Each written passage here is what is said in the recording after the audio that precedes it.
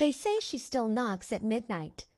When I first moved into the old Harper house, I laughed at the warning. A century-old building on Elm Street. Sure, it creaked. Sure, wind whistled through the broken shutters. But ghosts? That was bedtime story nonsense.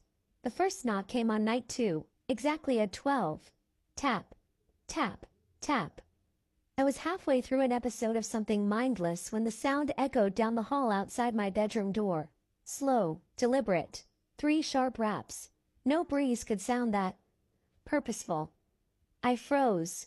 The room fell silent save for my thundering heartbeat. I told myself it was the pipes, or maybe a neighbor with a nervous habit. I shrugged it off and went to bed. Night 3, same time, same 3 knocks. Only this time, when I cracked the door to peek out, the hallway was empty. The wooden floorboards glowed faintly in the moonlight, but there was nothing there. Not a coat, not a cat, nothing. By night 5 I was unnerved.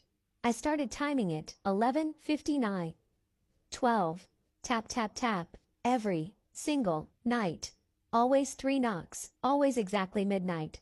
I set up my phone camera in the doorway, recording the corridor. I told myself, you'll catch a rat, or the wind through the broken window. Morning came and I reviewed the footage. Miles of darkness, dust motes floating in the beam of the screen light. Then, at 12 a.m., a hand. Pale skeletal fingers wrapping on the frame. The rest of her body stayed swallowed in shadow. And then, she was gone. I nearly dropped my phone. That image, more than any story, told me Harper House wasn't empty. I spent the next day digging at the town archives. Margaret Harper, the original owner, lost her daughter Clara to diphtheria in 1921. They say Margaret never recovered. She pined for Clara until her own death 3 years later. But rumors whispered something darker, that Margaret had locked Clara in the attic, refusing to let her go. Even in death. That night, I set the camera again, with a flashlight aimed at the attic door at the end of the hall. I lay in bed, straining to hear.